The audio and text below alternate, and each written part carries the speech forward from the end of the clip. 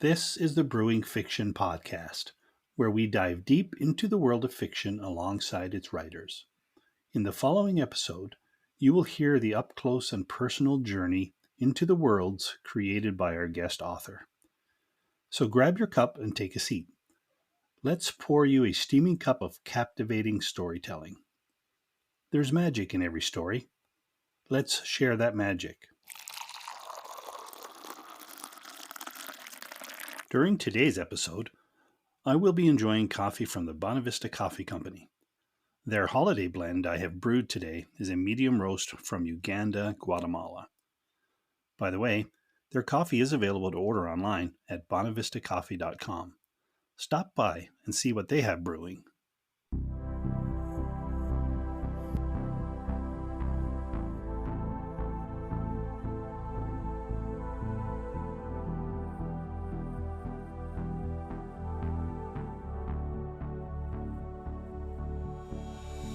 This is the Brewing Fiction Podcast. I am your host, Keith Leonard, and welcome to the premiere episode. Today, I'm honored to have Heather Parker as my guest. Hi, Heather. Thanks for being on the show. Hi, Keith. Thanks for having me.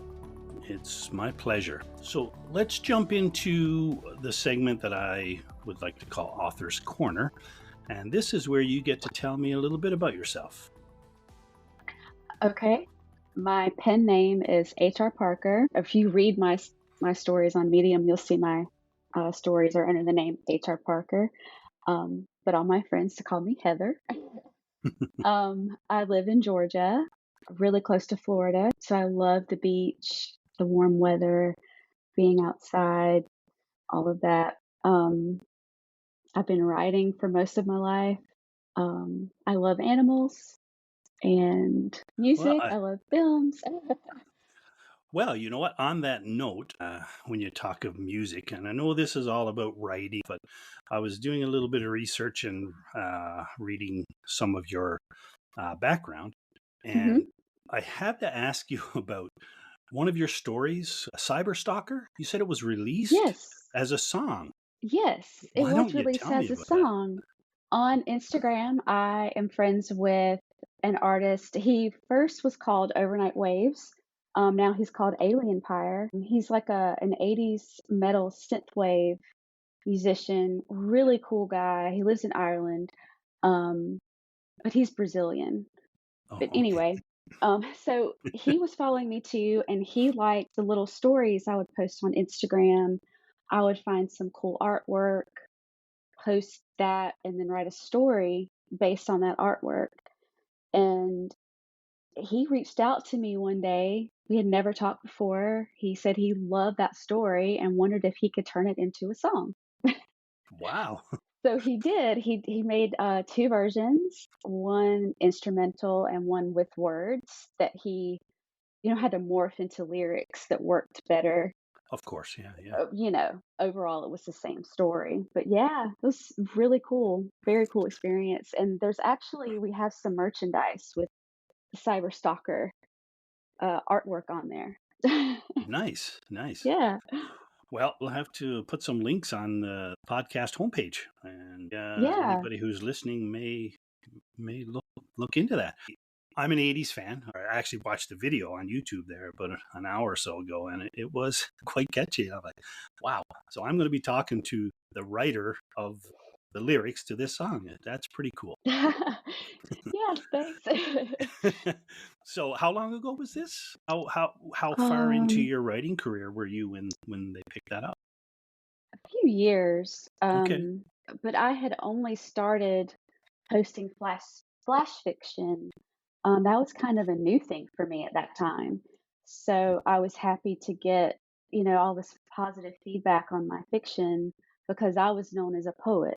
I had published two chapbooks with two like independent presses, and they were like limited edition, handmade books. It was, really cool. Yeah, yeah. And then I just I needed a new challenge, I felt like. So I started to study flash fiction and started to write it and then started to publish it.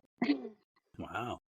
Started out with like really small independent presses Yeah. getting published in those. And then a colleague of mine mentioned Medium again. I had been on there before years Okay. ago, publishing poetry and articles, but he recommended I do it for my fiction, and I'm so glad I did. Yeah. Well, and look at that. That's how we come to be here today, is just through Medium. You seem to have quite a history with your writing, and I hope that you can share as we get into some questions and that kind of stuff here. You'll share your Yeah, of journey, and maybe course. some listeners may get inspiration there. Mm, I'm going to throw out 5 word pairs here, and okay. just to get to know you as a person, as a writer, just have a little bit of fun. And I just want you to pick one. So I call this Fast Five. Here we go. Ebook or paperback, Paperback, iOS or Android, iOS. beach getaway or mountain retreat. I love both, but I have to say beach. Nice. Science fiction or fantasy. Uh, I cannot pick, honestly. I love No, them both so I know. much. Yeah, Oh my gosh. I that's guess I fair. would have to say science fiction. Okay. And cat or dog? Dog. Dog. Okay. Do you have a dog? I do. I have an English Springer Spaniel named Jake. Nice. Yeah, our we had another dog. She passed in December. Okay. She was really old, so she had Mhm. had a long, great life, Nice. but she had cancer, and you know, Mm. Yeah, sad. it was one of those awful decisions that we had to make. But you Probably know, one of the hardest ones. What the hardest you have to do with an animal for yeah, sure. Well, on to something a little more happy. But is Jake in the house with you? Are we going to hear him bark, or is he outside? oh, I don't know. He might. I think he's inside. I'm not Yeah, sure. I'm sort of holed away fair. um, to hopefully block out any noise. Yeah. Because he is a barker for sure. Well, I've Barks already at heard. everything. Yeah, I've already heard one of my cats meowing behind me, so it's all good. All right. Well, let's go through a few questions here and let's get to know a little bit more about you and share something with our listeners that they can probably take away to help them if they're on the writing journey that you and I are on, or if they're just fans of fiction and want something else to dive into. If I may, I'm going to ask, how did your writing journey begin? Like you said you started really young, right? Yeah, I was always a voracious reader. I got that from my dad when we would just devour books, and that's Mhm. also where my love of fantasy and science fiction comes from, was my Mhm. dad. But I guess it all started because I was like, I can create my own worlds just like in these books. And I had so many ideas, so I just started to write them down. So I did start with fiction. I wrote a lot of paranormal, supernatural type stuff. I Right. was really into vampires at the time. One of my favorite. um, Yeah. yeah, yeah. Hmm. Um, and then I really got into poetry when I was around 12, I guess. I started writing a lot of poetry. And when I was 14 at school, we had to do a poetry project Yeah. for, English class. Okay. And my teacher wrote on there that I had a true poet's soul.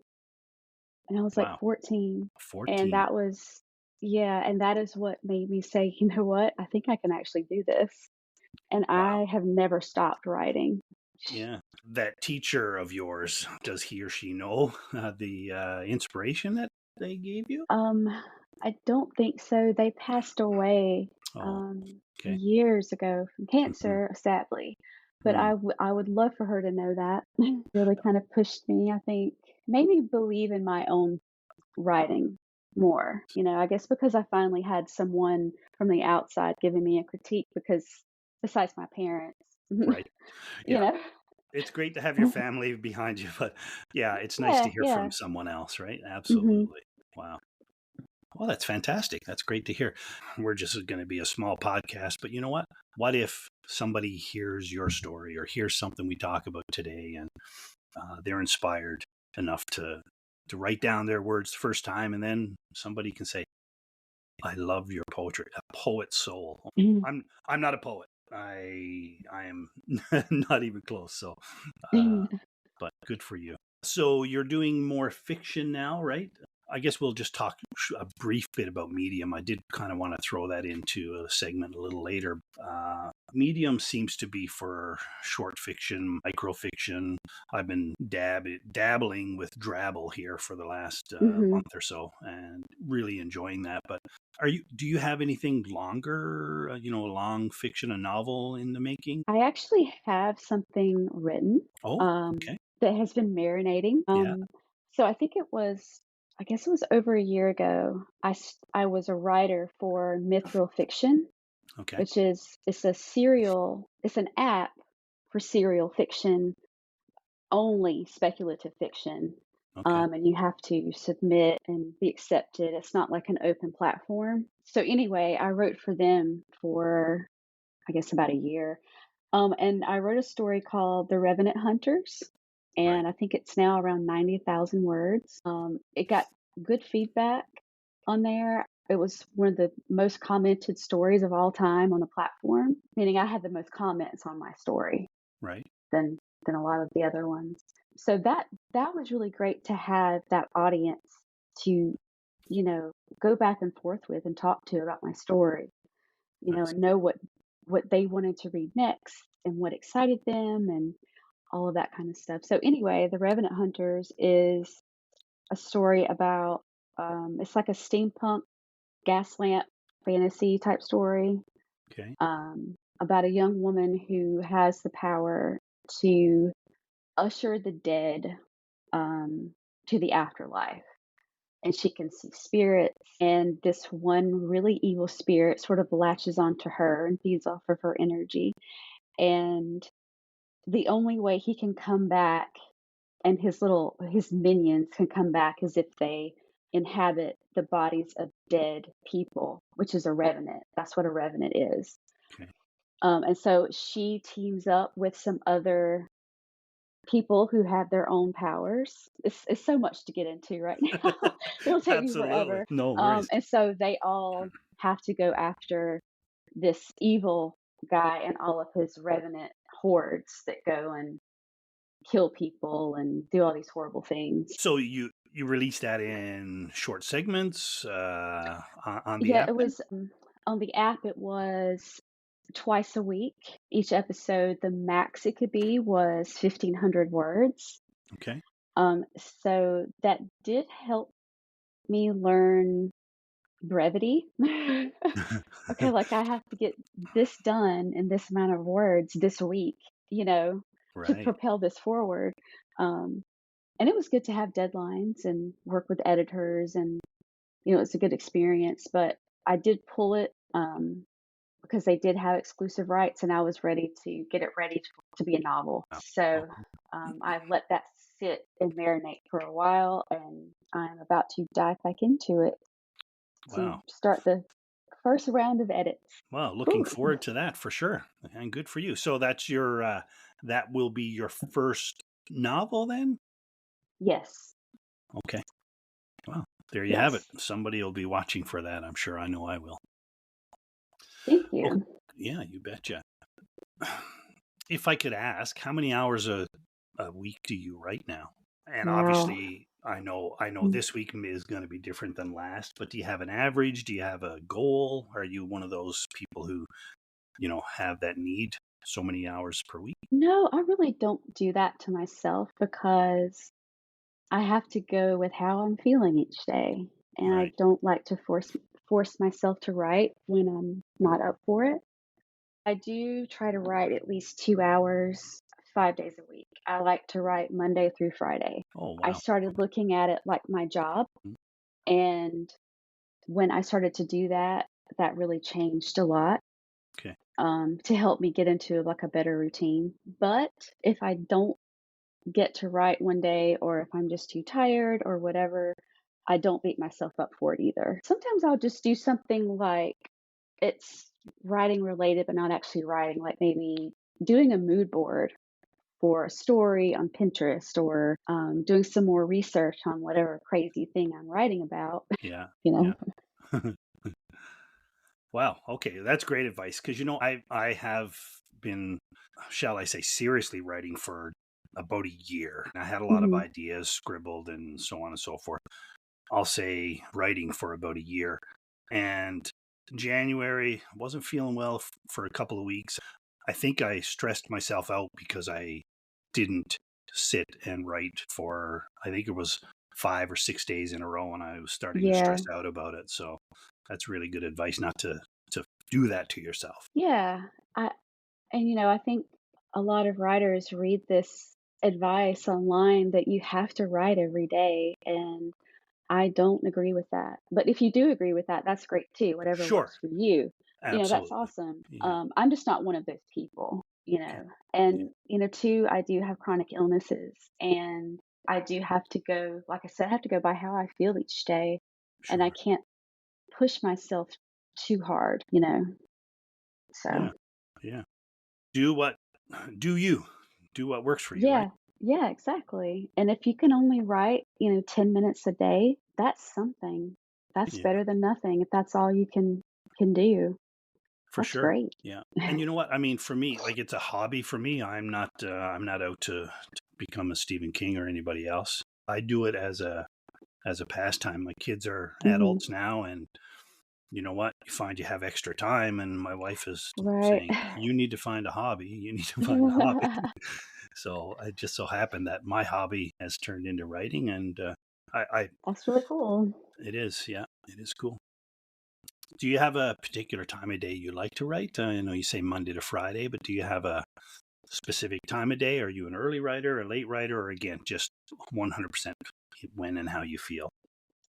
Usually afternoons it's always when I dedicate time to write. I do work part-time, Right, um, so I like to get all of that work done, and then the afternoons, I can focus just on my writing and not have anything hanging over my head, right, you know? Um, for and sure. that's when I have the most energy, would be like mid-morning to early afternoon Okay. is like the best time to write for me. Yeah, I'm most energized early in the morning. Mhm, I do work full time Monday to Friday, so I will do a little bit of scribbling, we'll say, in the evenings throughout the week, but my mhm. prime time is early Saturday and early Sunday mornings myself. Yeah. Yeah, Yeah, the for sure. weekend warrior. That for sure. But Yeah. yeah, Yeah. You have to squeeze it in you squeeze whenever it you in. can. Yeah, Yeah, exactly. for sure. Awesome. Okay. Do you have a writer's kryptonite? Do you feel you have anything that you can describe as your kryptonite? Like a weakness, you mean? Yeah. Yeah. I guess I always have so many things I want to work on, and I tend to sort of jump from thing to thing. When I was writing The Revenant Hunters, I was very just laser focused on that. But now that I'm just writing fiction, and I can publish at my own pace, Hmm. um, I just sort of jump from thing to thing. There's so many shiny things that attract my attention, and I think that's one of my weaknesses. Right. Yeah. Because I have all these unfinished stories that I've got to get back to. Well, you know what? I did have that question. How many active stories do you have on your computer or in your notebook or however? Well, Oh my how do you god. write? Are you a computer writer? Are you pen and paper Yes, I am a computer writer, computer? but I did read this very interesting article on Medium, and I need to go back and find it so we can link this. But it was about how handwriting, it activates both sides of your brain, which, Oh, as a teacher, I knew that part, but it yeah. activates both sides of your brain. That's why you remember better when you take notes by hand, Oh, okay. instead of typing. So if you handwrite, you're a lot more connected to your own story. So every now and then, I will sit down and write drabbles in a notebook by hand. And so then when I'm transcribing it, that's also a good way to edit because you're going word by word, sentence by sentence, typing it in, and it's fun and it's different and you know a little challenge because nobody handwrites anymore. No, that is so true, right? I mean, I can't even write cursive anymore. The most I do now is sign my name. Right? I probably grew up writing in school. We had Writing, right. classes, right? Yeah, Uh-huh. and Yeah, now I and even then, our essays had to be typed and all of right, that, but, like, just writing a drabble, my hand will get tired.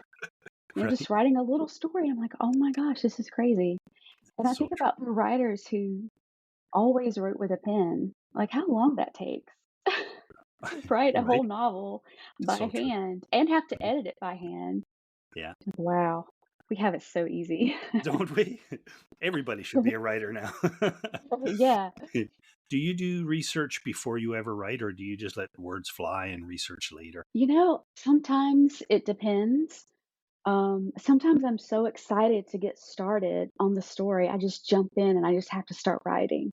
Yeah, yeah, And I might have a scene already in my head that I want to get down.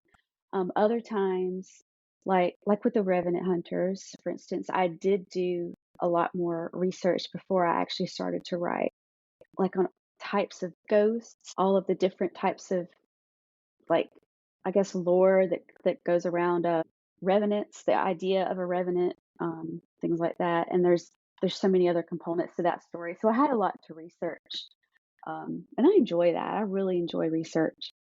I know that's nerdy, but I do. I love that part.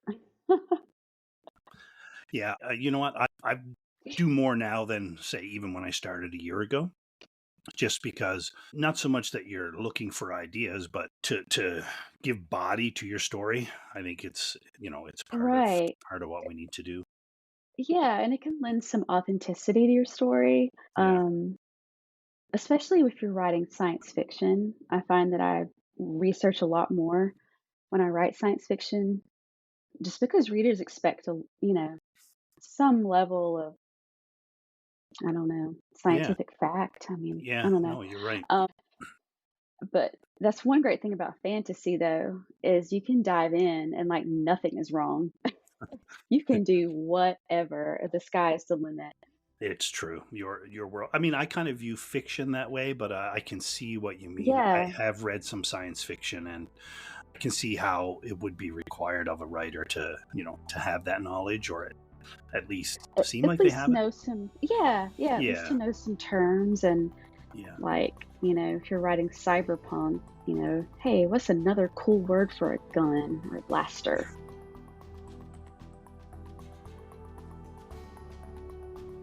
Join us next week for the second part of the conversation with H.R. Parker. In the meantime, you can find links to her work in the description. Stop by the podcast homepage to see what else is brewing on the Brewing Fiction podcast. You can find the link in the description. And don't forget to click the subscribe button to be notified whenever a new episode is released.